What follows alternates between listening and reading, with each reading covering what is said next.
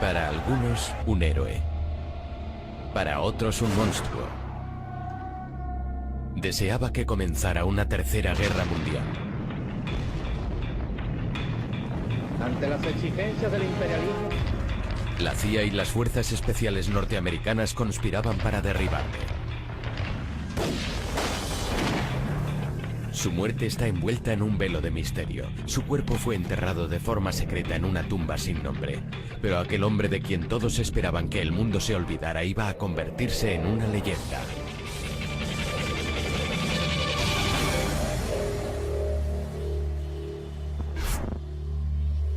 Che Guevara, vida de un rebelde.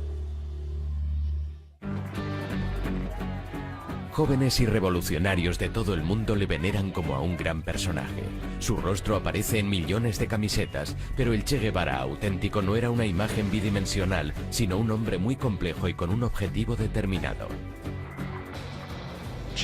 El Che consideraba que formar parte de una guerrilla era la máxima expresión del género humano. Alguien a quien se prepara para sacrificarse por un ideal, en este caso por la causa del marxismo-leninismo, como solución para los males de la humanidad. Y el único modo de cambiar por completo el orden mundial dominado por el capitalismo yanqui. John Lee Anderson, en su biografía Che Guevara, una vida revolucionaria, explora al hombre que hay detrás del mito. En primer lugar, quería averiguar qué había llevado al hijo de una antigua y acomodada familia argentina de clase media, con todo a su favor en la vida, a abandonar una existencia cómoda y convertirse en el revolucionario más famoso e implacable de su época. 14 de mayo de 1928. Che Guevara nace como Ernesto Guevara de la Serna en la ciudad de Rosario, Argentina. El padre del Che era Ernesto Guevara Lins. Su madre Celia procedía de una ilustre familia española. en Altagracia y en general en Buenos Aires también. Carlos Figueroa es un...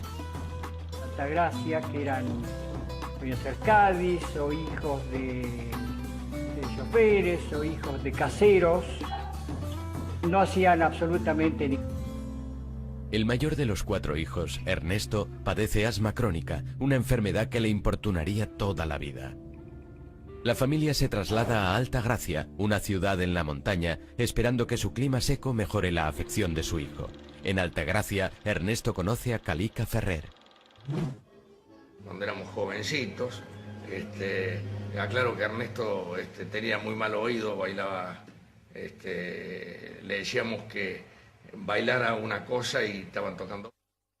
El Ernesto adolescente era famoso por su hipersexualidad. Tuvo su primera experiencia con una sirvienta de la familia. Intentaba seducir a todas las mujeres de cualquier tipo, edad o apariencia. Uno de los rasgos más insólitos de Ernesto es su falta de higiene, lo que le hace ganarse el apodo de chancho, en otras palabras, cerdo. Que él le llamaba la semanera, que la cambiaba una vez por semana. Y entonces le pusimos chancho y ahí quedó chancho.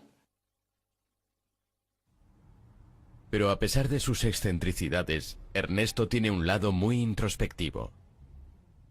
Siempre estaba buscando, no sé, el sentido de la vida. Ernesto siempre se destacó por ser adelantado, muy intrépido, muy valiente, siempre... Nehru, Gandhi, Steinbeck y Follner y Mussolini. Era un lector voraz. Aunque se matricula en la Facultad de Medicina, la verdadera educación de Ernesto proviene de los viajes que hace por la subdesarrollada Latinoamérica. Alberto Granado era un estudiante mayor que él. Le propuso hacer un viaje en moto a lo largo y ancho de Latinoamérica. Se trataba de buscar algo más allá de los privilegiados confines donde habían nacido.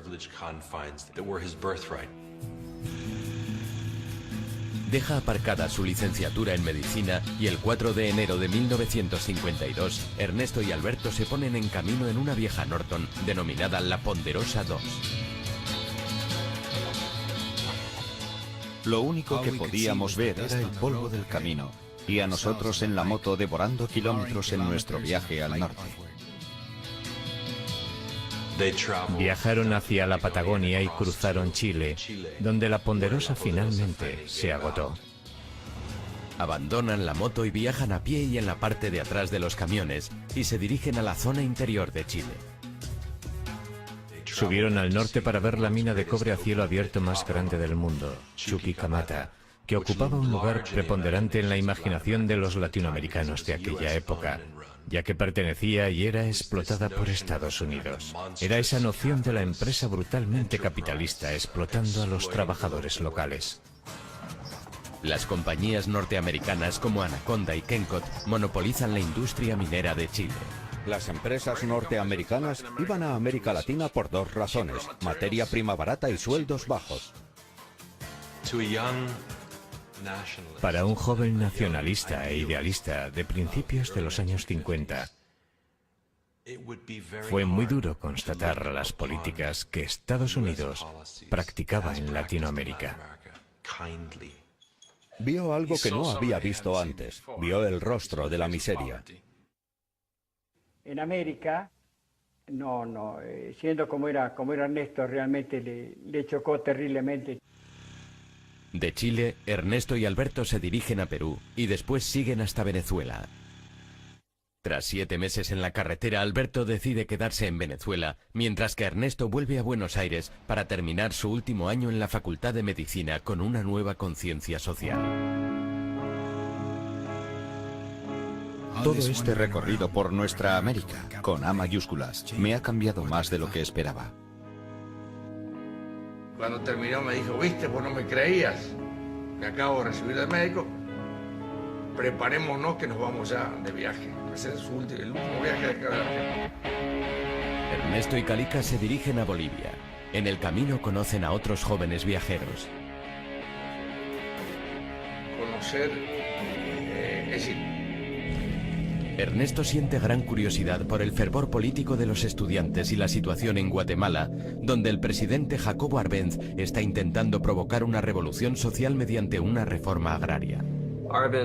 Arbenz intentaba nacionalizar las tierras no aprovechadas de las grandes empresas norteamericanas de plátanos y frutas, especialmente United Fruit. Por supuesto, la compañía United Fruit estaba muy vinculada a la administración Eisenhower.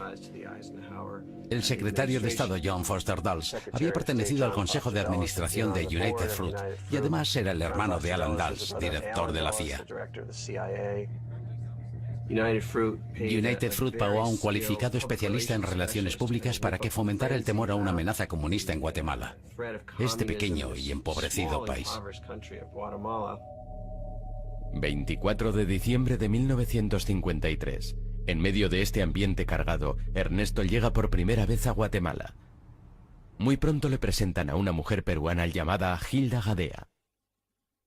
Hilda se enamoró perdidamente de él de inmediato. Incluso llegó al punto de empeñar algunas de sus joyas para pagar el alojamiento de Ernesto, y finalmente comenzaron a dormir juntos. Ernesto conoce a través de Hilda a los seguidores de un abogado cubano de 26 años, Fidel Castro. Este había encabezado un asalto al cuartel de Moncada, la segunda guarnición más grande que había en Cuba, en su audaz intención de derrocar al presidente de Cuba, general Fulgencio Batista. Muchos de los que asaltaron el cuartel eran estudiantes, exestudiantes, trabajadores, emprendedores, y muchos fueron torturados hasta la muerte, y los que sobrevivieron, incluidos Fidel Castro y su hermano, fueron encarcelados. Castro tiene que cumplir 15 años de sentencia, pero Ernesto está profundamente impresionado con aquellos hombres. A diferencia de sus amigos cubanos, Ernesto no está comprometido con ninguna causa o ideología, pero la destitución de Arbenz, el presidente de Guatemala, cambia sus puntos de vista. El primer golpe de Estado en Latinoamérica patrocinado por la CIA tuvo lugar en Guatemala en 1954. Digamos que el ejército se asustó y se le dijo a Arbenz que dimitiera, y eso fue lo que hizo. El 27 de junio de 1954 sube al poder Castillo Armas. Muchos le ven como un títere de Norteamérica. Comienza por arrestar a comunistas sospechosos y amenaza a todo aquel relacionado con el antiguo régimen con la cárcel y posiblemente con la ejecución. Ernesto se refugia en la embajada argentina. terminó por convencerse de que los Estados Unidos eran, tal como los denominó después, el enemigo de la humanidad. Jacobo Arbenz Guzmán sucumbió antes del frío, agresión premeditada de Estados Unidos, escondida tras una cortina de humo de propaganda continental. Ahora, Ernesto se considera marxista. El comunismo parecía ofrecer un futuro y una ideología lista para aplicar en una nueva sociedad que podría surgir de las cenizas de la antigua. Ernesto Guevara se fue de Guatemala convertido en un individuo radicalizado, en busca de una revolución en la que poder luchar. En septiembre de 1954, como muchos otros izquierdistas, Ernesto se dirige a México, donde el expresidente Cárdenas había nacionalizado los yacimientos de petróleo en la década de los 30. México tenía una posición histórica como uno de los países en la órbita de Estados Unidos, pero a finales de siglo supo hacer frente al imperialismo yanqui. Ernesto se vuelve a poner en contacto con sus amigos cubanos, que le presentan a Raúl Castro, quien tras cumplir 22 meses de cárcel por su papel en el asalto de Moncada, va a México e intenta reconstruir la organización de su hermano mayor, Fidel. Se cayeron bien. A diferencia de Fidel, que estaba aún en prisión, era marxista. Batista tiene que rendirse ante la presión internacional y deja en libertad a Fidel Castro, que solo había cumplido 2 años de sentencia. También Fidel se dirige a México. Castro había intentado derrocar la dictadura por la fuerza de las armas en aquel loco asalto al cuartel de Moncada, asalto que muchos consideraron un acto temerario. Ahora estaba exiliado de su patria, y ¿adivinan qué? Iba a organizarse, volver a su país y hacer lo mismo. Mientras Ernesto es reservado, serio, comunista, Fidel Castro no es ninguna de esas cosas. Estaba metido de lleno en la improvisada política de su época y se consideraba a sí mismo patriota y nacionalista. Aún no era marxista-leninista. En agosto de 1955, y deseando conocer al hombre que había levantado semejante pasión entre sus seguidores, Ernesto le pide a Raúl que le organice un encuentro. El encuentro dura toda una noche. Una incidencia política es haber conocido a Fidel Castro, el revolucionario cubano. Un hombre joven, inteligente, seguro de sí mismo y de una audacia extraordinaria. Creo que hay una mutua simpatía entre nosotros. Comparten muchas ambiciones y el mismo demonio, los Estados Unidos.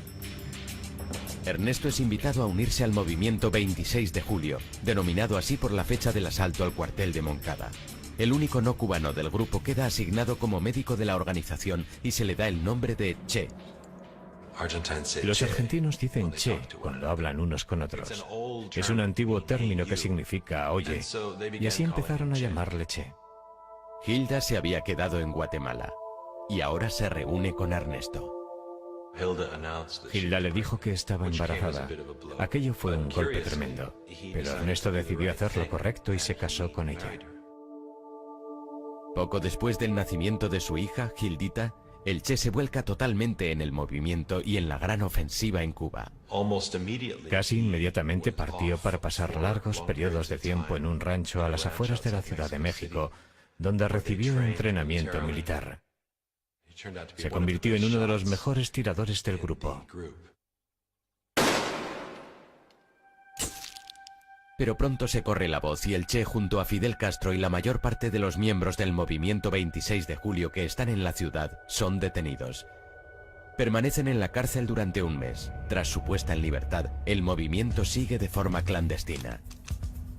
Fidel Castro continúa con sus planes de derrocar a Batista y compra un viejo y destartalado barco por $15.000, unos 11.000 euros, apropiadamente llamado Granma, es decir, anciana, para llevar a su pequeño ejército de 82 hombres de México a Cuba. Tienen prevista una travesía de 5 días. El Che escribe una carta a su madre en la que le informa de sus movimientos. Hilda se la remitirá en caso de que muera en la batalla. Básicamente se despide de Hilda y de su pequeña hija y les dice que si sobrevive se volverán a ver. Pero la revolución le llama. A las 2 de la mañana del 25 de noviembre de 1955, 82 hombres embarcan en el Granma. Con nuestras luces apagadas dejamos el puerto de Tuxpan, entre un revoltijo infernal de hombres y todo tipo de materiales. Las palabras de Fidel empiezan a hacerse realidad.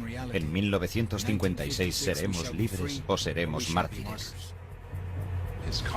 Su causa era la revolución latinoamericana y su siguiente objetivo Cuba, liberar Cuba.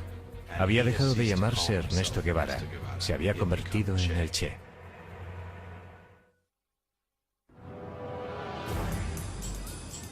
El 25 de noviembre de 1955, un Che Guevara de 27 años emprende junto a Fidel Castro y otros 80 hombres una expedición armada para derrocar al presidente de Cuba, Fulgencio Batista.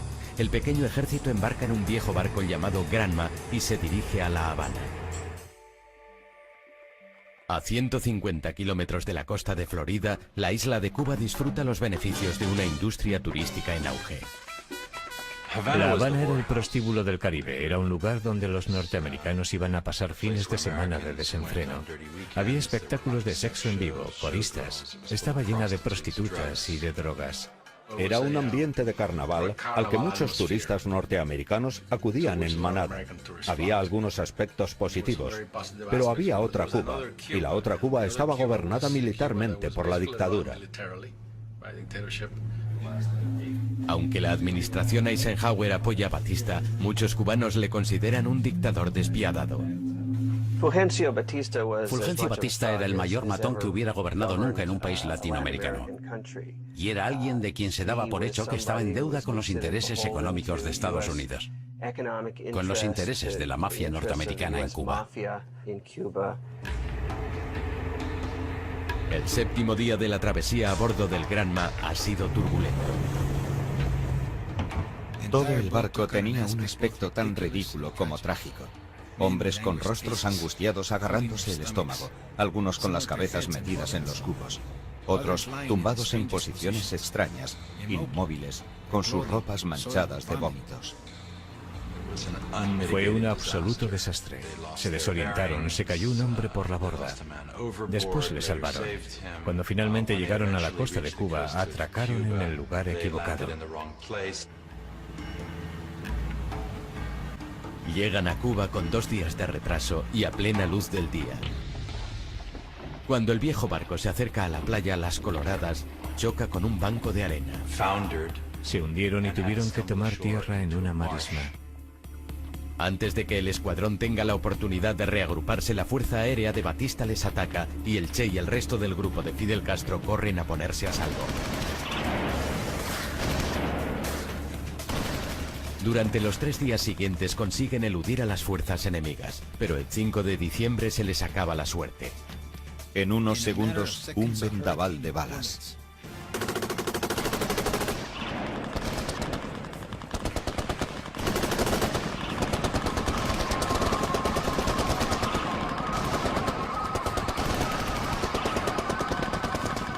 Esto solo aumentado por las escenas dantescas y grotescas.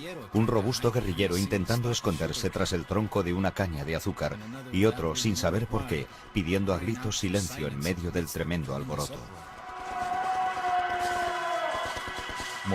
Más de 2/3 fueron masacrados de inmediato. El Che resultó herido en el cuello. En una fracción de segundo tuvo que elegir entre llevarse su rifle y munición o su botiquín de primeros auxilios. Dejó el botiquín y cogió la munición.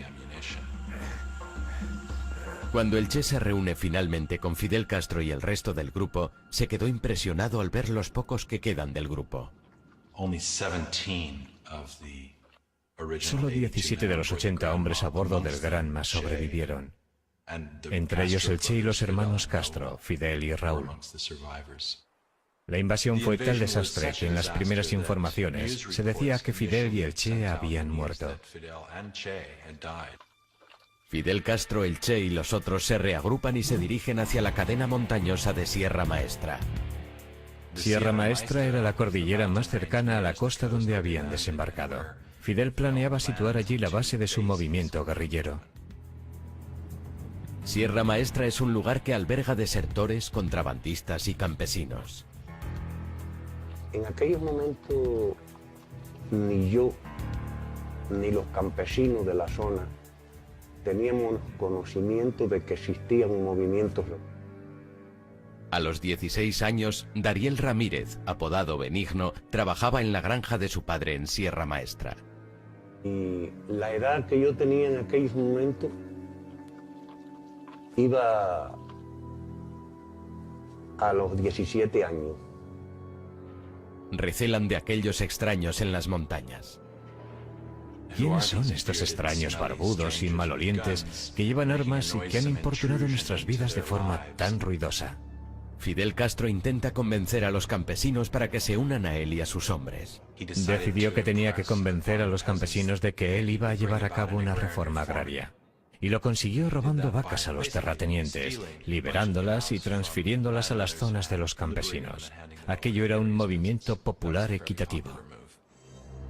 Castro decide que ha llegado el momento de que se oiga la presencia rebelde y planea atacar un puesto militar en la zona. El Che se dirige a su primera batalla. El 22 de enero de 1957 los rebeldes tienden una emboscada a una patrulla militar.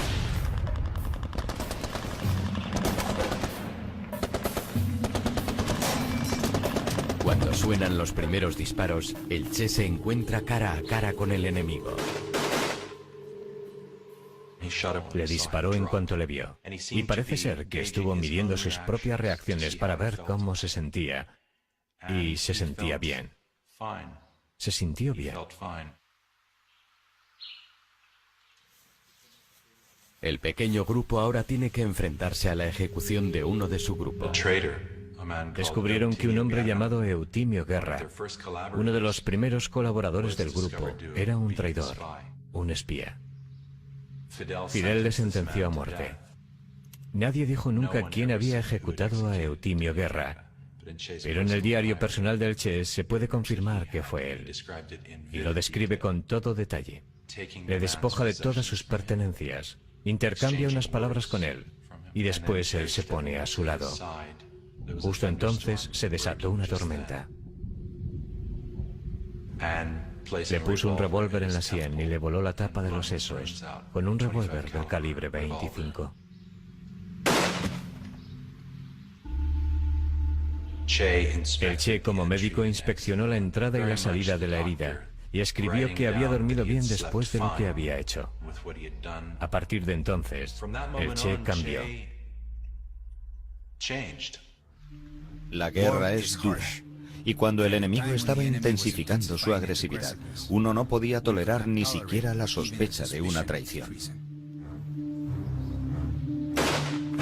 Desconozco el número total de los ejecutados por Che Guevara, pero ciertamente fueron muchos.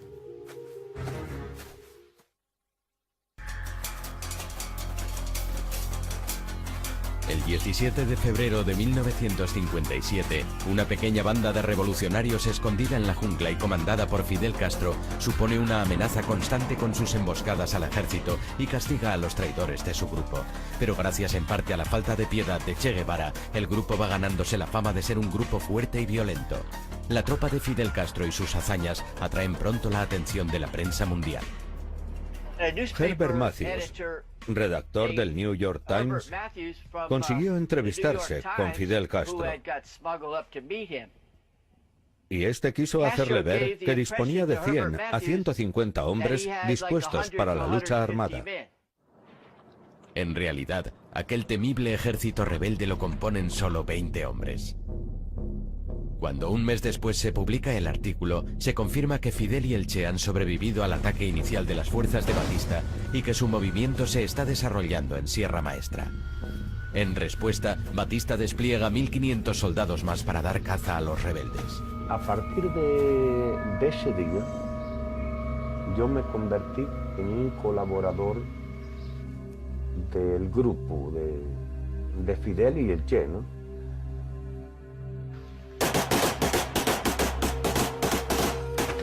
Que ya tenía confianza con ellos. Mientras tanto, el 26 de julio, miembros urbanos se alistan en el ejército rebelde, entre ellos Chuck Ryan, un estudiante norteamericano de 19 años que reside en la bahía de Guantánamo, donde su padre trabaja como médico para la Marina norteamericana. Teníamos mucha relación con los cubanos. Éramos todos amigos. Íbamos a sus bodas, bautizos y ese tipo de celebraciones. Yo me ofrecí desinteresadamente a ayudarles, consiguiéndoles armas para luchar contra la dictadura. Pronto invitan a Chuck y a otros 2 adolescentes de Guantánamo a unirse a los rebeldes. Hablamos de ello, arreglamos algunas cosas y les dejamos unas cartas a nuestros padres. Los jóvenes norteamericanos y otros 50 nuevos reclutas son conducidos a Sierra Maestra. Una de las primeras personas que conocieron fue el Che. Creo que enviaron al Che porque muchos de los hombres que venían con nosotros se encontraban bastante mal. Estaban muy cansados, completamente desfallecidos. Y es que tardamos 30 horas en subir aquellas colinas, cargados como íbamos. Hay otros voluntarios norteamericanos. Uno de ellos es el joven de 18 años, Don Soldini. Se calcula que todo el ejército rebelde, incluyendo a Fidel, Che, Raúl y mi grupo, consistía en 300 hombres. La vida en el campamento rebelde no es fácil. Mis botas no tenían suelas. Comíamos cuando podíamos. A veces no teníamos agua. Anduvimos unos 300 kilómetros por las montañas. Yo tuve disentería y en fin. En las selvas de Cuba los rebeldes son vulnerables a todo tipo de problemas de salud que el Che trataba. Teníamos las piernas infectadas por picaduras de mosquitos. Y él nos atendía, nos quitaba las postillas y nos aplicaba sulfamida. A los hombres les daba un poco de miedo que les tratara el Che. Le llamaban Doctor Sacamuelas. Era bastante brusco. Y no era famoso precisamente por su delicadeza. Además de sus funciones como médico, el Che demuestra reiteradamente su valía en el campo de batalla. Se dice que en más ocasiones que Fidel. El Che trataba siempre de poner en práctica la teoría del comunismo. Ir los comestibles, los alimentos por partes iguales. Su buena disposición para enfrentarse a la muerte, para arriesgar su propia vida, fue determinante para conformar un carisma muy poco común, que le proporcionó una fama casi legendaria. Se reveló como un hombre a quien los otros temían y además respetaban y admiraban. Viendo lo bien que el Che se conduce en batalla, el 12 de julio de 1957 Fidel Castro le asciende a comandante y le asigna el mando de su primera unidad militar, de 75 hombres, denominada Columna número 4. Aquella asignación me hizo entonces el hombre más feliz del mundo. Algunos se sintieron fascinados por sus dotes de mando y su carisma. Sobre todo los chicos muy jóvenes. Muchachos de 15, 16 años. Algunos de ellos eran unos granujillas que se habían convertido en sus discípulos. Llegaron a ser conocidos como los cachorros del Che. Era todo para ellos. Un hermano mayor, un padre, un jefe de guerrilla, un instructor y sobre todo un ideólogo. Les daba clases de alfabetización. Quería que leyeran y escribieran. Otros intentan no atraer su atención. Tengo que reconocer que el carácter del Che Guevara era una complejidad de alma y corazón. Y a veces lo veía con una tranquilidad que condenaba a un chivato a muerte. En octubre, el Che tiene una nueva base en la mesa. Con esta nueva libertad de movimientos, comienza a organizar la zona, comenzando por un arsenal, una panadería, una carnicería e incluso un periódico llamado El Cubano Libre. En febrero de 1958 comienzan a emitir mensajes desde su propia emisora de radio, Radio Rebelde. No todos los guerrilleros saben que están luchando por una revolución comunista. Fidel nunca nos ha dicho de que aquello era comunismo. Los campesinos que lo acompañábamos. Preocupaba mucho el poder y la retórica de Castro y quién era él. En aquella época era una especie de misterio. La CIA y el ejército estadounidense seguían proporcionando armas a Batista. Las tropas de Batista baten Sierra Maestra, pero aún así los rebeldes juegan con ventaja al ganarse el inestimable apoyo de la población local. El ejército de Batista estaba contra las cuerdas y Fidel eligió al Che para llevar la guerra al norte. Tras 18 meses en Sierra Maestra, es el momento de extender la guerra a otras partes de Cuba. Che Guevara y su columna marchan 600 kilómetros hacia la provincia de Las Villas, estratégicamente situada cerca de Santa Clara y la cuarta ciudad más grande de Cuba, a solo 4 horas de La Habana. A finales de 1958 conoció a Aleida March. Ella apoyaba el movimiento del 26 de julio. Aleida había pasado clandestinamente armas y mensajes desde las ciudades hasta el campamento del Che, pero en una de esas misiones la descubren. Acabó en las montañas y uniéndose al grupo del Che. Y al cabo de las semanas, cuando dejaron la Sierra del Escambray para luchar contra el ejército de Batista en las ciudades cercanas a Santa Clara, se convirtieron en amantes. Mientras tanto, la guerra de guerrilla se intensifica.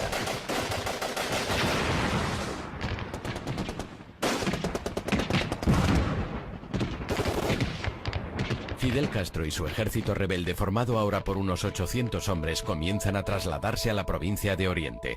Mientras, el Che ataca cuarteles del ejército utilizando tácticas psicológicas de la guerrilla para ahuyentar al enemigo.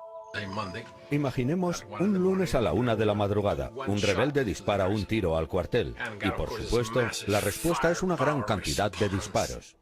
Y a continuación, este rebelde se iba a casa a dormir. La noche siguiente, un rebelde iba a las 11 de la noche y otro a las 4 de la madrugada. Y ambos hacían lo mismo, disparar un tiro. La tercera noche, en aquel cuartel estaba todo el mundo despierto, nadie dormía. Así conseguían que aquellos soldados quisieran marcharse. Y por supuesto, tras 2 semanas, aquella guarnición abandonaba el campamento. Te encuentras en una situación en la que piensas que el enemigo es superior, y eso no puede ser muy bueno para la moral de la tropa, lo que definitivamente afectó al ejército de Batista. El 27 de diciembre de 1958, Fidel Castro ordena al Che que ataque Santa Clara, el último bastión de Batista, con 340 guerrilleros, para luchar contra una fuerza enemiga 10 veces mayor. Los guerrilleros estaban instruidos, sabían lo que estaban haciendo, sabían que tenían un buen comandante, tenían al Che. Él era el mejor, confiaban en él. Estábamos siguiendo todo a través de la onda corta de Radio Rebelde.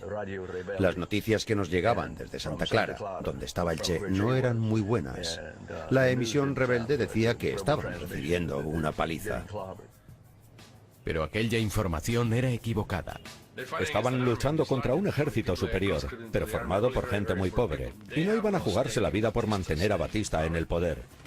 Siendo conscientes de la inutilidad de la resistencia, se rindieron y más de 100 armas pasaron al lado de la libertad. El golpe final a las fuerzas de Batista llegó cuando el Che y sus hombres tienden una emboscada a un tren que transportaba refuerzos a Santa Clara.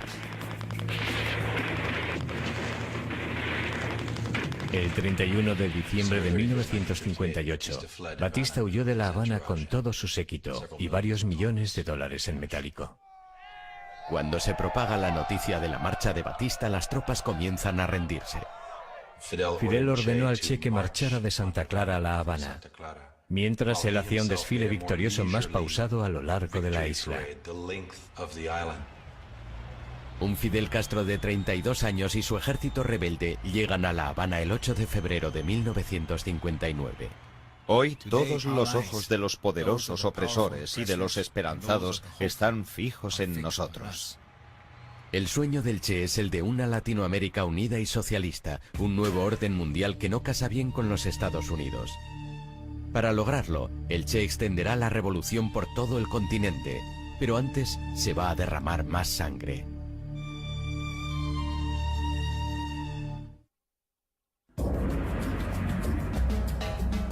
...2 de enero de 1959, La Habana, Cuba. Tras 2 años de guerra contra las fuerzas del presidente cubano Fulgencio Batista, una guerrilla comandada por Fidel Castro y por Che Guevara se ha hecho con el control de Cuba. En La Habana, la tarea del Che va a consistir en respaldar al nuevo gobierno revolucionario en el poder, controlando y purgando todo tipo de oposición. Mientras el presidente Fulgencio Batista huye de Cuba derrotado, Fidel Castro y su ejército rebelde hacen una entrada triunfal en La Habana. Nos recibieron como libertadores. La gente corría de aquí para allá con botellas de ron. La gente se volvió loca. Aquello fue una cosa muy bonita, fue una experiencia maravillosa, que creo que por primera vez en la vida se ha visto al pueblo de Cuba todo unido. Tras 2 años viviendo en las montañas, los rebeldes no tienen fuerzas para resistirse a las tentaciones de La Habana.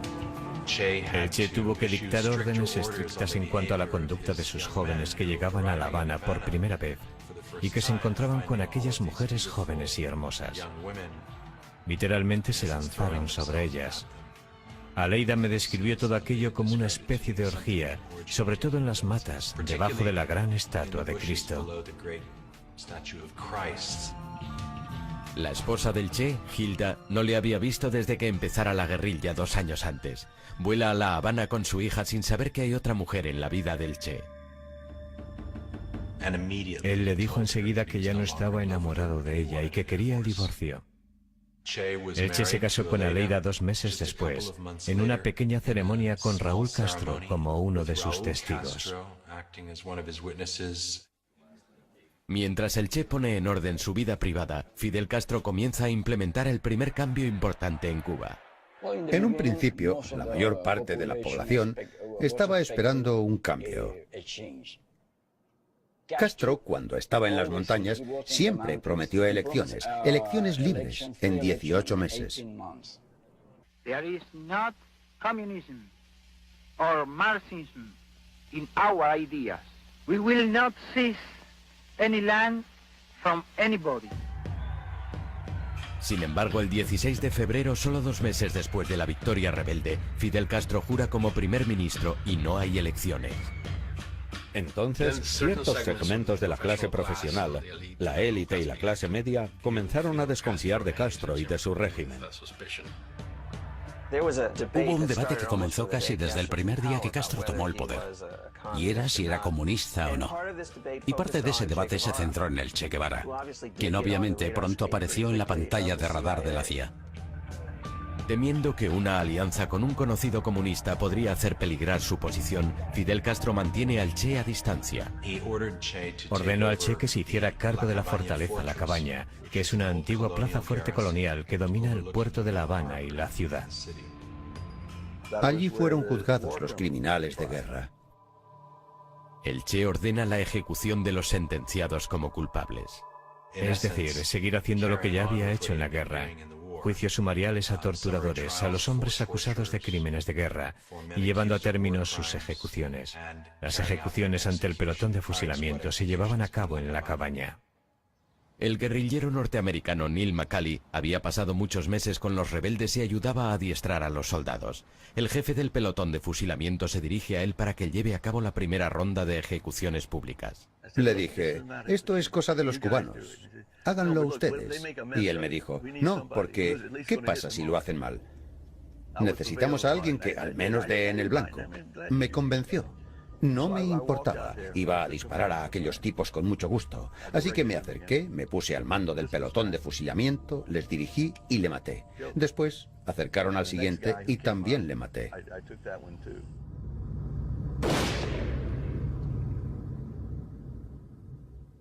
Durante el siguiente año y medio son ejecutados por los pelotones de fusilamiento cientos, algunos dicen que miles de personas. Aquellas muertes ayudan a fortalecer la espeluznante reputación del Che. Ambos eran unos asesinos, unos criminales. Castro mató a miles de personas y Che Guevara también mató a miles de personas. Así que el Che también era un demonio. Además de los culpables, algunos aseguran que también fueron ejecutados muchos inocentes. Por esa razón, muchas personas le odian, porque fue el causante del dolor y el sufrimiento en muchísimas familias. ¿Mataron a inocentes? Yo no conozco ningún caso. Lo que esto provocó fue que se mostrara a un Fidel a quien solo le importaba el negocio, nada de revolución. Cuba era un lugar peligroso. Mientras el Che continúa con los tribunales de guerra, las mismas preguntas que se hacen en Estados Unidos respecto al nuevo régimen se las hace también al otro lado del mundo el primer ministro soviético Nikita Khrushchev. Mi padre preguntó a la inteligencia, al KGB, a sus analistas políticos, ¿quiénes son esos tipos? Y le respondieron que eran dictadores de Centroamérica en sustitución de otro dictador de Centroamérica que con toda seguridad estaban a favor de Estados Unidos y tal vez eran agentes de la CIA. No tenían ni idea de que pudieran ser socialistas. Siendo consciente de que tiene que mitigar la preocupación de Estados Unidos, Fidel Castro viaja a Washington el 15 de abril de 1959. Se reunió con el vicepresidente Nixon. Afirmó en la prensa norteamericana que él no era marxista, lo desmintió una y otra vez y dijo ser humanista demócrata. Durante aquellos meses iniciales todos hacían conjeturas respecto a Fidel. Pero entre bastidores, Fidel Castro se había alineado con el Partido Comunista Cubano. Siempre ha quedado la duda de si Fidel se convirtió en marxista por razones pragmáticas o evolucionó con el tiempo. Pero sin duda las convicciones ideológicas del Che influyen en Fidel. Durante los años en Sierra Maestra, el Che fue una caja de resonancia vital y un consejero de Fidel. Él le forjó como un hombre fuerte y revolucionario, y también contribuyó a su cambio de rumbo hacia la izquierda. Fidel Castro comparte con el Che ideología y la voluntad de cambiar Cuba. De forma secreta se reunía con el Che y algunos de sus compañeros más radicales para trazar los planes del futuro Estado comunista de Cuba. El gobierno comienza a preparar la reforma agraria cubana, ley que promulga la confiscación de la propiedad privada.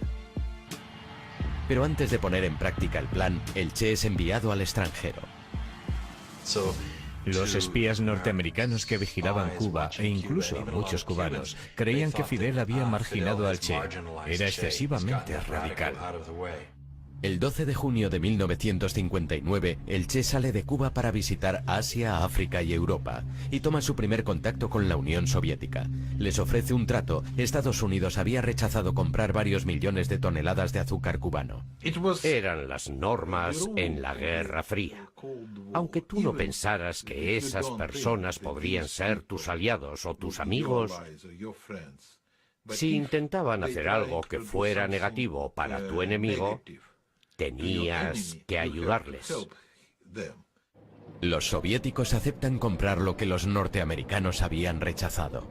Necesitaban armas.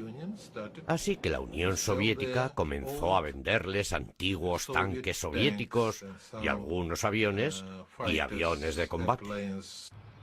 Los soviéticos también les proporcionan petróleo que las refinerías pertenecientes a Estados Unidos se niegan a procesar. El Che tenía un rostro público y una existencia clandestina que Fidel asumía y alentaba. Como recompensa, Fidel le da al Che un papel importante en el gobierno cubano como director del Ministerio de Industrialización y es nombrado presidente del Banco Nacional de Cuba. Mostraba su desdén por el mundo de las finanzas y el dinero, firmando los billetes del Banco de Cuba simplemente con la palabra Che. Firmó las primeras monedas oficiales solo con la palabra Che. Y en mi opinión, aquello fue un insulto al pueblo cubano. Fue un insulto. La estructura capitalista de Cuba está llegando a su fin. Castro bajó el nivel de vida de Cuba, por lo que, en vez de hacer más ricos a todos, hizo muchísimo más pobres a todos. Fidel Castro decreta una reforma agraria y el 7 de mayo de 1959 se llevan a cabo las primeras confiscaciones de las grandes propiedades agrícolas. La gente comienza a ver la realidad de lo que va a venir. Y muy pronto los cubanos comienzan su éxodo a Miami. Mientras miles huyen de Cuba, el Che aborda un plan incluso más radical. Un argumento favorito del Che era que para que Cuba llegara a ser totalmente soberana políticamente, tenía que ser económicamente independiente de Estados Unidos. Y la única forma de conseguir aquello era cortando todos los lazos económicos con los Estados Unidos. Estados Unidos ha invertido millones de dólares en Cuba. Todo pertenecía a Estados Unidos. La compañía eléctrica, los puertos, las minas, la línea aérea que volaba 2 veces al día a Miami, las cadenas de televisión. A la negativa de Estados Unidos de refinar el petróleo de Cuba, Fidel responde nacionalizando todas las compañías petroleras extranjeras. En represalia, Estados Unidos rompe todas las relaciones diplomáticas. Menos de 10 meses después, todas las empresas norteamericanas son embargadas. Washington contraataca y anuncia un embargo comercial de todas las exportaciones de Cuba. Mientras aumenta la tensión con Estados Unidos, en Cuba cualquier tipo de oposición al régimen es vista como contrarrevolucionaria y un delito. Incluso está mal vista la práctica de la religión. Varias docenas de sacerdotes católicos son expulsados de la isla. Juramos sobre la Biblia y prometimos luchar hasta que Cuba fuera libre, o hasta la muerte. Y muchos de los fundadores de mi organización, MRR, Movimiento de Recuperación Revolucionaria, murieron frente al pelotón de fusilamiento. Los asesinatos fueron terribles. Se producían en todas partes. Yo no quería vivir bajo un régimen como aquel, ni mi esposa tampoco. Mientras miles huían de Cuba, aquel estado de confrontación establecido por el gobierno revolucionario cubano contra Estados Unidos ya no se puede soportar más. Sinceramente, es un hombre incontrolable. Esa es la clave, no podemos controlarle. El servicio interno de la CIA dice que Fidel Castro tiene que ser eliminado y la revolución cubana anulada. Y necesitamos poner en marcha un plan para derrocar el gobierno de Castro.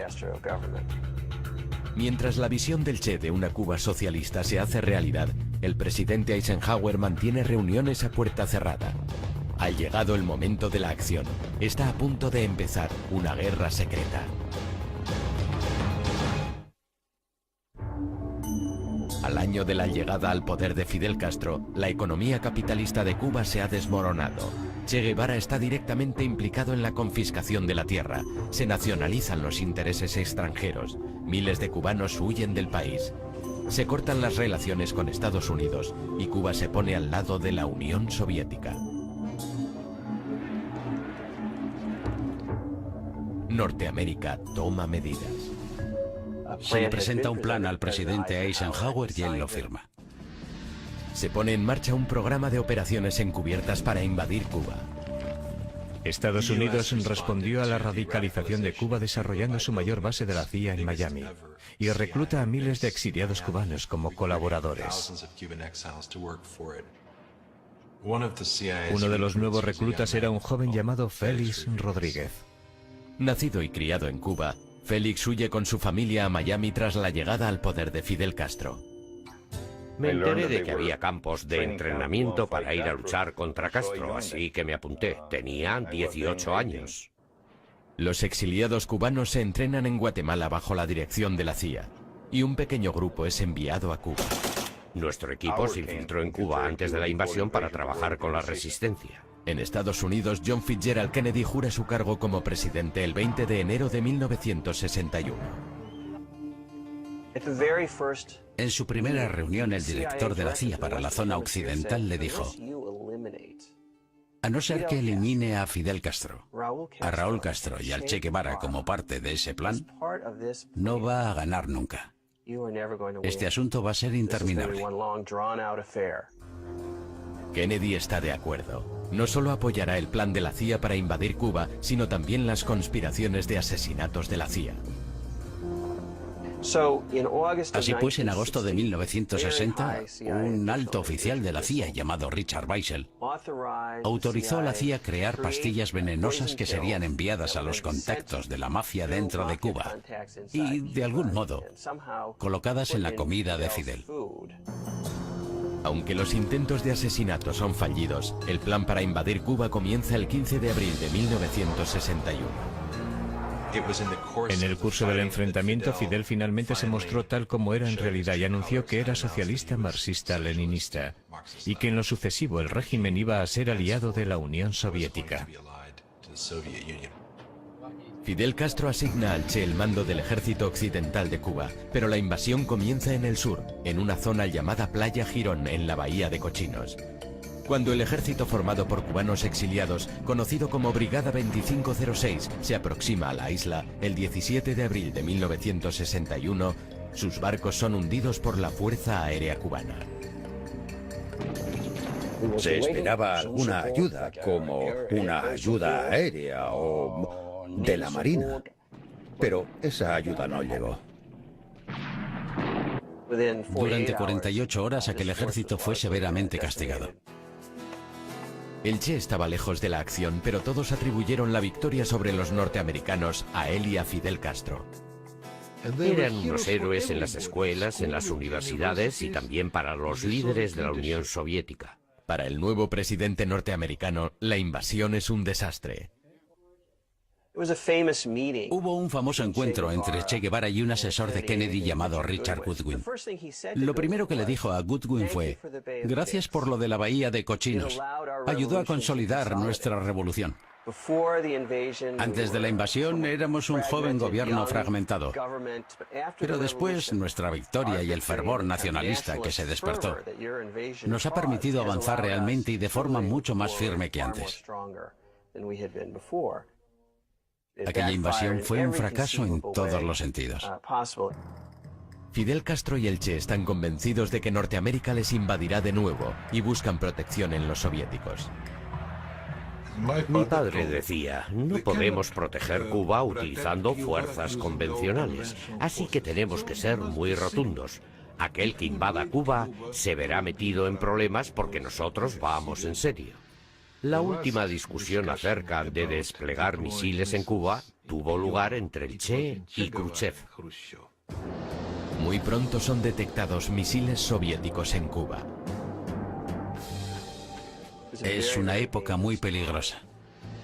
Fidel Castro y el Che conminan a los soviéticos a lanzar los misiles en caso de una invasión terrestre norteamericana.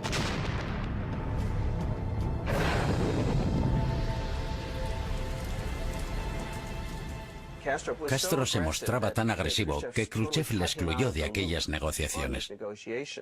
Sin consultar con Castro ni con el Che, Khrushchev hace un trato con Kennedy. Norteamérica no invadiría Cuba y nosotros nos llevaríamos nuestros misiles. Para Fidel Castro y el Che, aquello es un acto de absoluta traición. Y fue el Che, el primer oficial cubano que se enfrentó a un oficial soviético para leerle la cartilla. Desilusionado con los soviéticos, el Che es consciente de que tiene que buscar otros socios de izquierdas. Encuentra lo que estaba buscando en China. La revolución maoísta era la revolución extrema y Che Guevara pertenecía a ese extremo. El Che se queda impresionado con los planes de Mao Zedong para llevar a China desde una sociedad agraria a una moderna sociedad comunista. El Che quiere hacer lo mismo en Cuba. Tiene una visión ideal del nuevo hombre socialista, aquel que trabaja para lograr un mayor bienestar general y no un beneficio personal. Ahora, en nuestra Cuba, trabajar tiene un nuevo significado y se hace con una alegría renovada. La idea era crear un nuevo hombre que estuviera dispuesto a sacrificarse en favor de los demás. Construir un paraíso socialista con trabajo duro y dedicación. Muy a menudo dormía en su despacho. Incluso algunas visitas famosas a veces le encontraron dormido en el suelo. Inició un programa de trabajo voluntario y en su único día libre, él mismo solía ir a cortar caña. Insta a sus colegas a que hagan lo mismo. En La Habana se ganó la fama de ser un poco aguafiestas. Su esposa Aleida y sus 4 hijos están también sometidos a su rígida ideología. En casa era austero y severo. Se negó a que su esposa Aleida usara el coche oficial del ministerio. Tenía que coger el autobús. Si algún dignatario extranjero le hacía un regalo, ella tenía que devolverlo. El Che también tiene otras arriesgadas campañas en mente. El Che quería centrarse mucho más en una revolución internacional.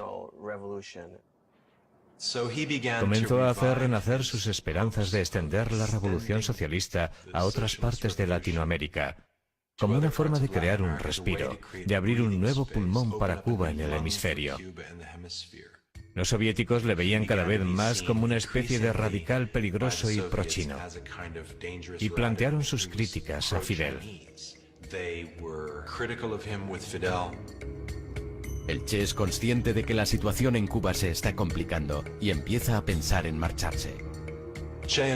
El Che se daba cuenta de que Fidel era completamente dependiente económicamente de la Unión Soviética, y él estaba en condiciones de marcharse y revolucionar el mundo socialista.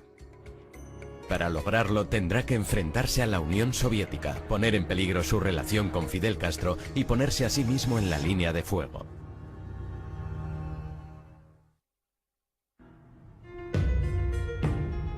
En 1963, la economía de Cuba sufre una debilidad sin precedentes. Los planes de Che Guevara de lanzar al país han fracasado.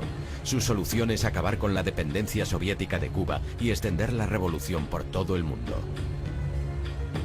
El Che estaba cada vez más desencantado de cómo se estaban desarrollando las cosas, al ser Cuba un satélite de la Unión Soviética. En agosto de 1964, la atención de la administración de Lyndon Johnson se desvía de Cuba a Vietnam y a la creciente agitación en África. Los cubanos también ponen sus ojos en África, sobre todo en lo que había sido el antiguo Congo belga. El Congo está en el corazón de África. Podía ser el motor o el corazón de una revolución socialista que saliera al exterior y liberara al hemisferio. El gobierno del presidente Kasavubu, apoyado por la CIA, lucha contra un grupo rebelde denominado Movimiento de Liberación del Congo. La CIA crea un ejército de unos 1000 mercenarios, la mitad de Sudáfrica y Rodesia, y la otra mitad de Europa. Y los cubanos creen que ellos también deberían ir a apoyar a las fuerzas que luchaban contra el grupo apoyado por Estados Unidos. Y Che Guevara tenía la impresión de que era una revuelta muy fuerte y con unos líderes muy comprometidos. Con el Congo en mente preparado para una revolución, el Che se dirige a Nueva York y al país que durante tanto tiempo ha despreciado. Vino en diciembre de 1964 y pronunció un discurso en las Naciones Unidas. Total de los artefactos termonucleares y apoyamos la celebración de una conferencia de todos los países del mundo para llevar a cabo estas aspiraciones de los pueblos. Vistiendo el uniforme verde de la revolución, critica la implicación de Estados Unidos en Vietnam y el conflicto en el Congo. Después una aparición en el programa de noticias Face the Nation. Más tarde se dirige al norte de África, a la ciudad de Argel, donde pronuncia un discurso criticando abiertamente a la Unión Soviética. El Che rompió su relación con los soviéticos. Cuando vuelve a La Habana, el Che y Fidel Castro tienen una reunión a puerta cerrada. Habiendo arremetido contra los soviéticos, que eran al fin y al cabo la mano que estaba dando de comer a Cuba, habiendo mordido esa mano, Fidel tuvo que decirle: Che, creo que es el momento de que te vayas. Y el Che le dijo: yo también pienso lo mismo. El Che cree que podrá volver a recuperar el apoyo perdido con una exitosa campaña en el Congo. La misión es ayudar, apoyar y entrenar a los rebeldes en una guerra de guerrillas. El Che recibió la bendición de Fidel y desapareció del mapa de la política doméstica cubana. El Che y sus hombres llegan a la ribera congoleña del lago Tanganica el 24 de abril de 1965. Mira, era una situación muy difícil. Lo primero, que en el Congo no había nada preparado. En el caso del líder rebelde congoleño, Laurent Kabila, visitó el frente solo una vez. Kabila llegó en una lancha motora con un par de prostitutas y varias botellas de whisky. Los mismos hombres del Che casi se amotinan contra él cuando vieron al lado de qué tipo de hombres estaban luchando. No había dirigentes, no había hombres para hacer la revolución, no se había organizado nada. El máximo dirigente de la lucha. El Che espera poner en forma a los rebeldes y organiza algunas batidas exitosas, pero en el proceso pierde a 6 de sus hombres. Durante casi un año el Che no aparece en público. La CIA creía que había muerto o le habían asesinado cuando se fue de Cuba. 3 de octubre de 1965. Como respuesta a las especulaciones de que él había ordenado el asesinato del Che, Fidel Castro lee una carta que el Che le ha escrito. Siento que he cumplido la parte del deber que me ligaba a la revolución cubana en su territorio. Me despido de ti, de los camaradas, de tu gente, que ahora es la mía. Formalmente renuncio a mi puesto como líder del partido, a mi cargo de ministro, a mi rango de comandante y a mi ciudadanía cubana.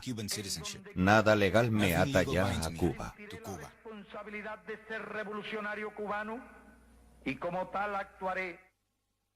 El Che no esperaba que la carta se leyera en público. Y resulta que ya no lo era.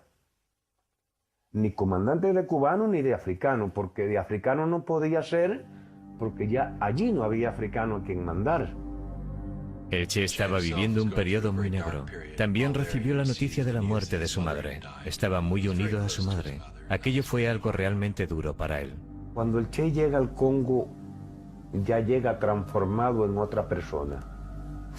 Ya no es el Che común, no es el Che. A mediados de octubre las fuerzas gubernamentales y los mercenarios avanzan. Su campamento fue prácticamente destruido. La resistencia rebelde se desmoronó y al mismo tiempo el gobierno de Tanzania decide que no va a apoyar más esa guerra. Fidel insta al Che a que abandone la misión y sus hombres vuelvan a casa. El retrato que dieron del Congo fue ignominioso. Así fue como él lo describió, y contentos de haber podido salir con vida. Admitiendo la derrota, el Che se refugia en la embajada de Tanzania y después se traslada a una casa segura en Praga. Fidel le envió emisarios, instándole a recapacitar y volver. El Che se negó. No quería volver a Cuba después de haber dicho que se marchaba, y si fuera necesario, moriría liderando otras revoluciones en otros lugares. Pasado algún tiempo, Fidel le dijo al Che que había acordado un trato con el líder del Partido Comunista de Bolivia para que el Che fuera allí. No podía dejar escapar aquella oportunidad. En Bolivia el plan del Che es adiestrar a una guerrilla para comenzar una guerra de liberación que podría extenderse por todo el hemisferio. Esperaba desencadenar suficientes fuerzas insurgentes por todo el mundo que pudieran atraer a todo el arsenal norteamericano.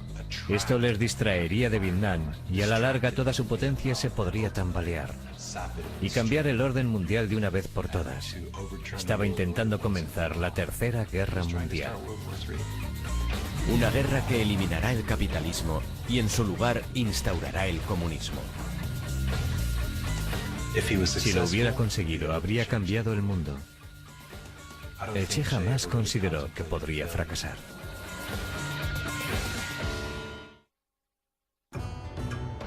Después de la misión fallida en el Congo y de que la carta de su adiós a Fidel saliera a la luz, el Che se niega a volver a Cuba sin un éxito. Sus planes de extender la revolución le llevan a Bolivia. Noviembre de 1966. El Che llega a La Paz disfrazado de forma muy convincente. El Che se arrancó los pelos uno a uno. Se creó la identidad de un viajante, un hombre de 50 y tantos años. Se dirige a la base de Nancahuazú, donde se reúne con Loyola Guzmán y otros miembros del Partido Comunista de Bolivia. Era militante de la Juventud Comunista de Bolivia desde el 60 y por esa razón, como era parte de la Dirección Nacional de la Juventud Comunista, el Che explica la misión al grupo.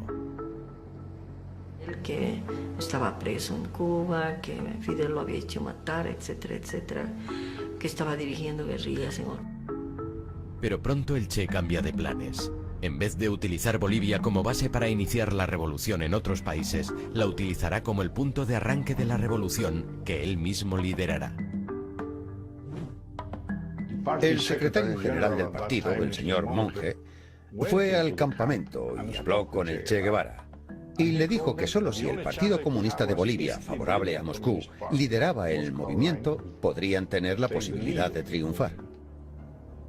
El Che rechaza renunciar a su puesto de líder. El partido se ha alzado en armas contra nosotros y no sé a dónde nos llevará esto, pero eso no nos detendrá. Pero la pérdida de apoyo del grupo de Monge deja al Che con tan solo 24 soldados, entre ellos algunos de sus viejos camaradas cubanos. En Bolivia, el disfraz del Che va cambiando. Pues nos habíamos pasado 5 meses entrenándonos.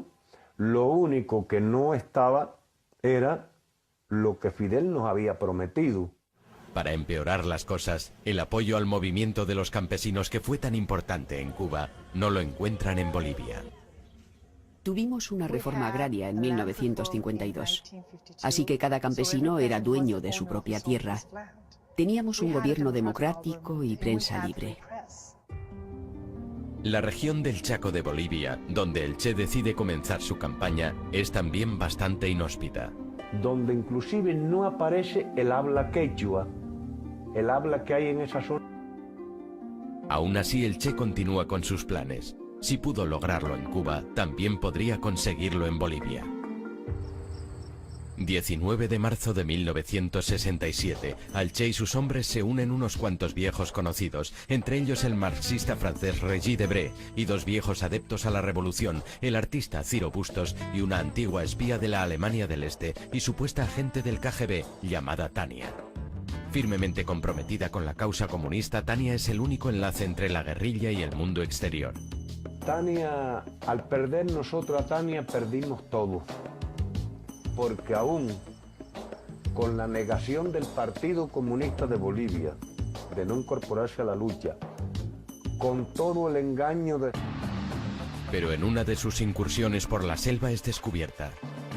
Tania tiene que quedarse con la guerrilla, pero para algunos las condiciones son demasiado difíciles. La primera información salió de los desertores. Ellos confirmaron la información de que había extranjeros en la región armados y con la intención de crear un ejército guerrillero. El ejército envía a la zona una patrulla de 40 hombres. Y la guerrilla tendió una emboscada a aquella patrulla. Y el 10 de abril tuvimos otras 2 emboscadas.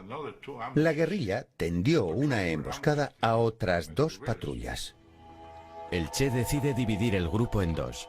Un líder rebelde llamado Joaquín se quedará en la retaguardia mientras el Che va a la vanguardia. Da instrucciones a Regis Debray y a Ciro Bustos para que hagan llegar un mensaje a Fidel Castro. En el intento son capturados y hechos prisioneros por el ejército boliviano. El sargento Miguel Arroyo les interroga. Ellos sí, ellos fueron, pero él prácticamente por voluntad, porque él estaba muy preocupado, Bustos graficó la imagen de todos los guerrilleros. Ahí se pudo detectar ya la aparición de Guevara, porque lo saca con barba y con su cachimba ya. Regis Debray confirma la identidad del Che. Cuando reapareció en Bolivia en 1967 había que ver los informes de la CIA diciendo: bueno, sí, suponemos que estábamos equivocados cuando pensábamos que en estos últimos años podría haber muerto, pero parece que está vivito y coleando y promoviendo la revolución en la selva de Bolivia. La CIA envía un par de agentes a Bolivia en junio de 1967. Uno de ellos es Félix Rodríguez, el hombre que a los 18 años se había preparado para la Bahía de Cochinos. Se ha ofrecido a asesinar al Che y a Fidel Castro. El gobierno boliviano estaba seguro de que él estaba intentando promocionar la guerrilla en la zona. Con la evidencia de que el Che intentaba comenzar una guerra de guerrillas en su país, el presidente boliviano empieza una campaña propagandística contra ellos. Crisis porque no se podía ir a comprarse nada, salir porque aquí no tenemos mercado, teníamos que ir al Chaco a traer. Con el Che Guevara de nuevo en el punto de mira, Norteamérica empieza a prepararse para ayudar a los bolivianos. Está muy claro que durante el verano de 1967 este asunto pasa a ser absolutamente prioritario para la CIA. Lyndon Johnson seguía día a día la evolución de los pasos que se daban para localizar y eliminar al gran revolucionario Che Guevara. Un legado de la presidencia de Kennedy es la creación de un grupo contrainsurgente de élite conocido como los Boinas Verdes y que son desplegados en Bolivia. La misión consistía en entrenar, empezando de cero, un batallón boliviano, entrenándolo específicamente para perseguir al Che Guevara y su guerrilla. Se seleccionan 800 soldados bolivianos que son entrenados en un campamento llamado La Esperanza. Metódicamente, ¿no? Pero acá nos dimos el gusto de mucha práctica con munición de guerra, particularmente con ametralladoras, con fusil. Eran unos estudiantes muy dispuestos, ponían mucho entusiasmo, llegaron a ser buenos soldados. Como las cosas se caldean en Bolivia, el Che decide que es hora de marcharse, pero no sin todos sus camaradas. Han pasado 4 meses desde que la columna del Che vio por última vez a la retaguardia que dejaron en el campamento con los enfermos, incluida Tania. Físicamente estaba muy mal. Tenía un cáncer de útero que la estaba matando. El informe de la guerrilla decía que apenas podía caminar, por lo que estaba retrasando los movimientos de la guerrilla. El Che quiere reunirse con el grupo para dirigirse a los Andes y poder escapar. A solo días de diferencia, ambos grupos comienzan a trasladarse por separado hacia Río Grande. El 31 de agosto, la columna de Joaquín llega allí la primera. Preguntaron a un campesino cómo hacer para cruzar el río. Pero el campesino les delata e informa al ejército del lugar exacto por donde Joaquín piensa cruzar el río. Y cuando comienzan a cruzar, sufren una emboscada. Y los matan, incluyendo a Tania, la única mujer del grupo.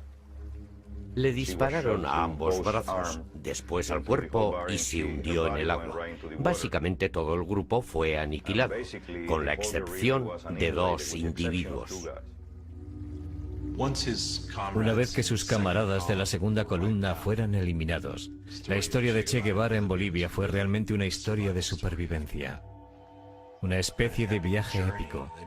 Se movieron por una jungla terrible, calurosa, llena de espinos, hacia los Andes. Desnutridos, sufriendo emboscadas, enfermos.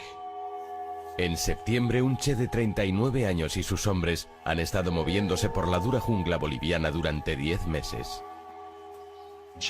El Che pierde casi la mitad de su peso. Su cabello está apelmazado y largo. Sus hombres tienen alucinaciones.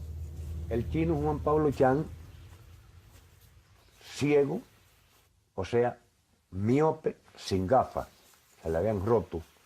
Tenía problemas en sus piernas, no se podía...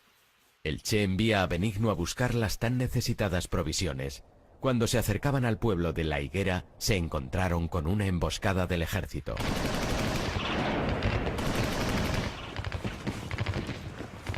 Regresé a donde estaba el Che, le explico la situación que hay. El Che me ve mi herida. Heridos, enfermos y exhaustos, los guerrilleros se dirigen despacio hacia un barranco cerca de La Higuera. El 8 de octubre, un campesino de la zona les descubre y da parte a un oficial del ejército. De inmediato despliegan el 2º batallón en la zona. Pero no hubo. Mientras tanto, yo acá a Valle Grande, y una columna como era tan larga... Tenía unos 70 hombres conmigo. Bajamos a La Higuera y de allí al barranco. Cuando los soldados bolivianos comienzan a descender por las montañas, el Che se da cuenta de que él y sus hombres están atrapados. Tendrán que luchar para poder escapar. Recibimos disparos de los guerrilleros. Murieron 2 soldados, así que empezamos a disparar.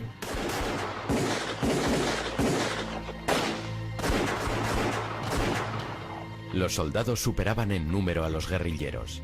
Algunos de los guerrilleros fueron asesinados. El mismo Che fue herido y de un disparo le arrebataron el rifle de la mano. Ya no podía disparar.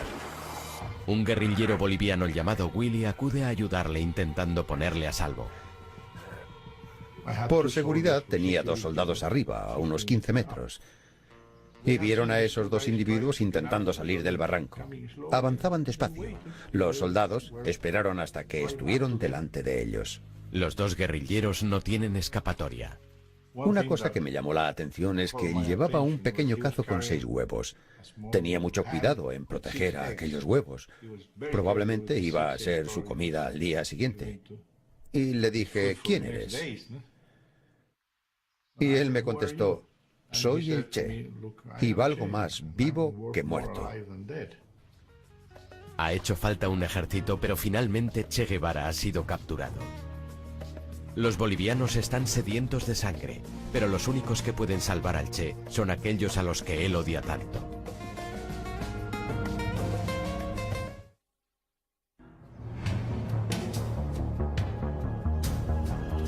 ...8 de octubre de 1967... Tras 11 meses huyendo, los sueños de revolución de Che Guevara han terminado de forma sangrienta en la selva boliviana. Que el Che había sido hecho prisionero tratando de ayudar a uno de los compañeros, al chino específicamente. Con la mayor parte de sus hombres muertos, el Che y Willy, un soldado rebelde, son conducidos fuera del barranco. Le dejé un soldado para que se apoyara y fue andando todo el camino. Es una ardua caminata. Se tardan varias horas en llegar a la higuera. Allí le introdujeron en la pequeña escuela de adobe del pueblo. Lo metieron al Che al aula donde yo trabajaba y custodiaban ellos de una manera bien... Curiosa, la maestra de la escuela local, Julia Cortez, pide que le dejen ver al prisionero. Sofisticado en su vestimenta, ¿no? Esa era mi curiosidad tan grande que yo tenía de ver cómo era esa persona tan especial. Luego, como estaba un poquito oscuro, iba a salir, pero que no había ese rato a quien preguntar, que tendría que esperar que retorne nuevamente alguien del lugar donde estaban concentrados. La tomó con mucho gusto y luego me agradeció, me dijo... El capitán Gary Prado también habla con el Che. Le pregunté, ¿por qué no se rindió hace unas semanas? ¿Por qué no disolvió a sus guerrilleros? ¿Dónde iba a ir?, me dijo. Ese era su auténtico drama. No tenía dónde ir. En Vallegrande, el agente de la CIA, Félix Rodríguez, y los otros mandos bolivianos reciben la noticia. Aquella noche lo celebramos, compramos un par de botellas de whisky y lo celebramos. Al día siguiente, Félix Rodríguez y el coronel boliviano Centeno llegan a la higuera. Al entrar en la habitación a mano izquierda estaba atado al suelo y frente a él estaban los cuerpos muertos de 2 cubanos. Había perdido. Parecía un mendigo. Sientes pena, piedad por su apariencia. Era absolutamente desastrosa. El coronel Centeno trata de interrogar al Che. El coronel Centeno fue el que le habló. Yo estaba allí de pie con el otro oficial y el coronel empezó a hacerle preguntas. El Che no le contestaba. El coronel Centeno se puso furioso y dijo: usted es un extranjero, ha venido a mi país y lo menos que puede hacer es contestarme. Félix envía un mensaje diciendo que el Che ha sido capturado. El mensaje tiene que ser enviado a través de la CIA por varios países sudamericanos. Tardará horas en llegar a Washington. Félix vuelve a la escuela para ver si el Che quiere hablar con él. Cada vez que intentaba preguntarle sobre intereses tácticos, con cuántos hombres contaba, de dónde venía, él me sonreía y decía: ya sabe que no puedo responder a eso. Si soy sincero, muchas veces ni siquiera prestaba atención a lo que me decía. En mi cabeza tenía la imagen que tantas veces había visto del hombre en uniforme al lado de Mao Zedong y los líderes soviéticos, y el aspecto que tenía en ese momento. Era una situación muy extraña, una situación única. Félix saca al Che fuera y posa con él para una fotografía. En ese momento pensaba que le íbamos a perdonar la vida. Poco después se oye un tiro en la escuela.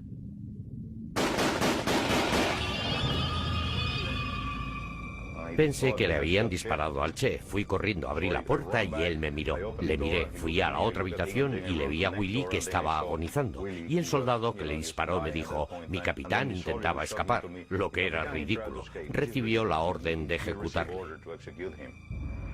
Al final de aquella mañana llega un mensaje del alto mando de Bolivia en La Paz, dirigido al oficial de mayor rango en aquel lugar. El coronel Centeno estaba en el campo, todos los capitanes estaban con él. Allí solo estábamos 2 tenientes y yo. En la higuera yo tenía el rango de capitán, por lo que me llamaron a mí. Los bolivianos tienen un código cifrado. Sabíamos de antes que 500 significaba el Che, 600 muertos, 700 mantenerle vivo. Les pedí que me lo repitieran y lo confirmaron. Era 500-600 del alto mando. Entonces fue cuando recibí la orden 500-600. El coronel Centeno regresa a la higuera. Félix le sugiere revocar la orden. Mi coronel, hay órdenes de sus mandos de eliminar al prisionero. La orden de mi gobierno es intentar mantenerle vivo a toda costa. Tenemos helicópteros y podemos llevarle de aquí a Panamá. Pero los bolivianos no se volverán atrás. El Che es demasiada responsabilidad. Lo quieren muerto. Custodiaban ellos de una manera bien responsable, ¿no? Estaban... La maestra de la escuela, Julia Cortez, aborda a Félix. Entró donde yo estaba y me dijo, mi capitán, ¿cuándo le van a matar? ¿Por qué dice eso? Me mostró la radio y me dijo, en la radio están diciendo que ha muerto a causa de las heridas sufridas en el combate. En ese momento me di cuenta de que no tenía sentido esperar más. Sin noticias de Washington y con el presidente de Bolivia exigiendo la muerte del Che, Félix decide proceder a la ejecución. Era su decisión, su guerra, y él atacó a su país. Era su responsabilidad y yo no podía interferir. Dejé que la historia siguiera su curso.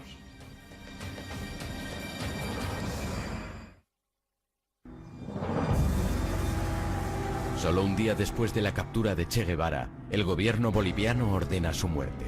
Las noticias afirman que ha muerto en la batalla. Encerrado en una celda junto a los cadáveres de sus compañeros, el Che espera su destino. El 9 de octubre, a las 12:30 del mediodía, el agente de la CIA, Félix Rodríguez, entra en la escuela. Estaba sentado en el banco. Me quedé de pie frente a él y le dije, comandante, lo siento, lo he intentado. Se quedó blanco como una hoja de papel. Pero muy tranquilo me dijo, es mejor así. No deberían haberme capturado vivo. Le pregunté si quería que mandara algún mensaje, si quería algo para su familia. Puede decirle a mi esposa que vuelva a casarse y que intente ser feliz. El Che se levantó. Pensó que Rodríguez iba a matarle en aquel momento. Félix me dijo que abrazó al Che como un gesto hacia un noble enemigo.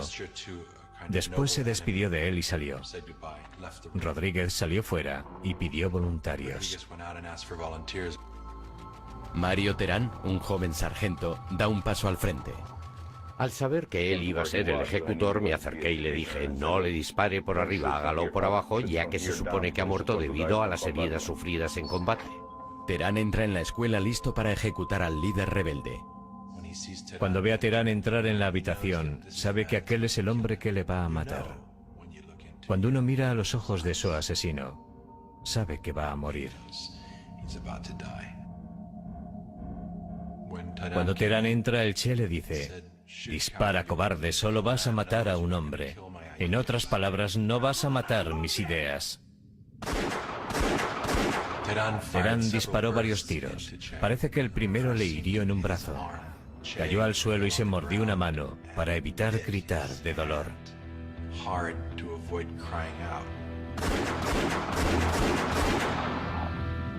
Después, Terán le remató con otra ráfaga.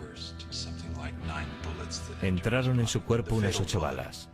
La bala fatal le entró en el tórax y se asfixió en su propia sangre. Cuando llegaron el capitán Gary Prado y el capitán Centeno, entramos todos en la habitación. Y el capitán Prado dijo, mi capitán, creo que hemos terminado con la guerrilla en Latinoamérica. Y lo subieron al helicóptero en las alas, no lo han metido ni adentro. Y ahí yo lo he visto con mis ojos, todavía lo amarraron con una... Antes de que partiera el helicóptero, se acerca un sacerdote. Le dio la última bendición. El Che, un hombre ateo que no creía en Dios, recibió la bendición de la Iglesia Católica. Trasladan el cuerpo del Che al hospital local en Valle Grande. Personas de la zona recorren kilómetros para ver su cuerpo. Uno de ellos es el fotógrafo local, René Cadima.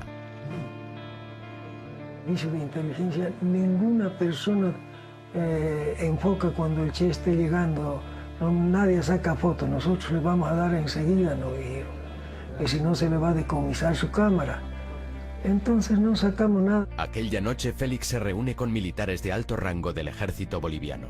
A uno de los generales le preocupa que la gente no crea que ese sea realmente el cadáver del Che.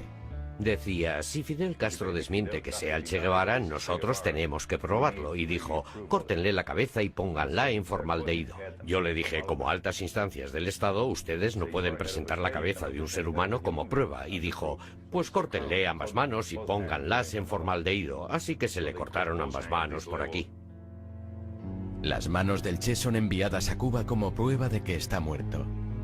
He sacado fotos, habían ido y lo enterraron. El cadáver del Che y los de sus camaradas muertos han sido secretamente enterrados en un lugar no revelado. Fue una decisión tomada entre el presidente boliviano, la CIA y los generales que estaban allí en ese momento. La idea era negar al Che una tumba donde sus seguidores pudieran encontrarle y rendirle tributo. El 18 de octubre, Fidel anuncia la muerte del Che al pueblo cubano. Yo cuando supe de verdad de que el Che había muerto... En todo el mundo la gente se manifiesta en protesta contra su ejecución. Con la muerte del Che crece su leyenda. Su rostro se ha convertido en el icono por excelencia de la juventud rebelde ante el poder establecido. El lugar donde fue enterrado el Che permanece en secreto durante 28 años, hasta que el escritor John Lee Anderson descubre la verdad. Tuve una entrevista con el general retirado Mario Vargas Salinas, y se me ocurrió preguntarle así como de pasada, ¿dónde está el cadáver del Che? Aunque yo supiera que era un secreto militar. Valle Grande. No olvidaré jamás el día que fui a esa fosa y me dijeron en voz baja, John Lee, es él. Eres consciente de que estás observando la escena del crimen, que todo un Estado ha intentado ocultar, y sientes que aquel es un momento histórico.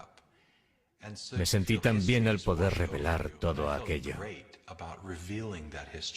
Los restos del Che y de los otros son finalmente depositados en una tumba en Santa Clara, Cuba, en el 30º aniversario de su muerte. Su hermoso martirio terminó nutriendo y alentando a las futuras generaciones de Latinoamérica y de todas partes. Sin embargo, su auténtico logro como revolucionario solo se ha producido en Cuba. El problema es que fracasó. Ninguna de las cosas que quiso cambiar han cambiado todavía. La mayoría de las personas que tuvieron relación con el Che y de algún modo le ayudaron, pagaron las consecuencias. Somos los que quedamos. No queda más nadie, ni de boliviano ni cubano. Te voy a decir una cosa, antes de contestarte esto. Yo en parte me alegro de que el Che... Benigno vive ahora en el exilio en París y en Cuba es considerado un traidor. El Che sigue siendo recordado en Bolivia. Su presidente socialista, Evo Morales, es un crítico de los Estados Unidos. Guevara en Bolivia, Che Guevara, Fidel Castro, un grupo que ahora, sin levantar armas contra el imperio, contra los nuevos patrones en Bolivia y en Latinoamérica, pues estamos no solo en tiempos de lucha, sino en tiempos... Habían algunos partidos políticos de izquierda, oportunistas, que no apoyaron esa lucha de Che Guevara. Actualmente ya nadie habla de la guerra de guerrillas. Es todo terrorismo. Ya no hay Che Guevara, solo Osama Bin Laden y personas como él. El Che era casi un purista. No estaba de acuerdo con el terrorismo. En la guerra del Che no había coches bomba. No había terroristas suicidas. Había una idea de sacrificio noble. En definitiva, el Che era una paradoja. Era alguien con cuya indignación social y pasional puedo identificarme y entender. Pero también era alguien cuya, a veces, fría lógica, y cuya retórica, y cuyas acciones me parecen terribles. Alguien que anhelaba cambiar el mundo y que lo intentó, pero que, en última instancia, fracasó.